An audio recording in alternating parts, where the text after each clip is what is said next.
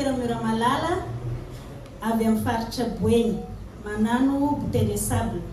Bouteille de sable manana entreprise filiale. Ny bouteille de sable raha azavaina tsotsotra dia sary vita amin'ny fasika atao anaty tavoahangy.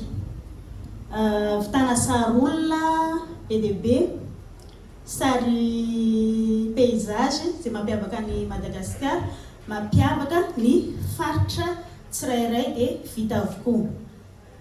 Ato ngamba mety tsy dia misy sary fa mahavita sary olona ohatran'izao zay rehefa misy manome commande. Reto zao paysage azo lazaina hoe tsotra, hoe ny inspiration foana zany mitondra an'ilay izy.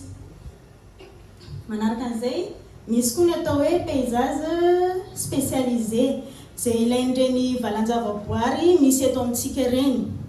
Misy ny valan-javaboary samy manana mampiavaka anazy eo amin'ny sary, dia indrindrandrindra ny karazana maki izay misy karazana sokatra izay misy eto Madagasikara dia vita daholo ary izany dia hoentina mba hitondran'ireo mpizahatany na ny orinasa lehibe anaovana souvenir hoentiny any amin'ny toerana misy an'izy ireo tsirairay avy.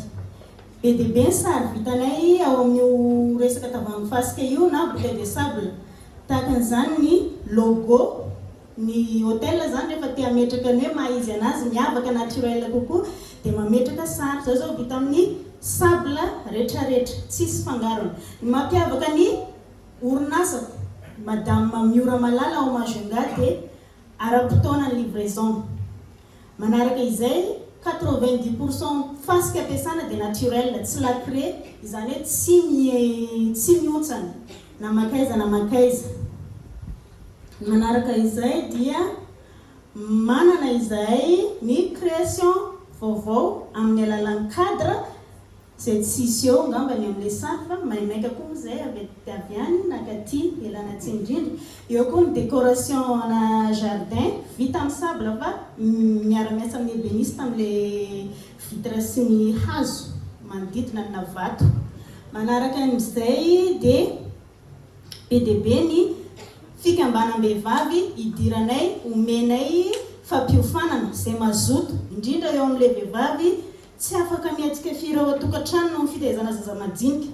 Efa malaza manko zao aminay any, raha fa mandeha miasa vehivavy misy mpanararoatra amin'ny tsaiko kely.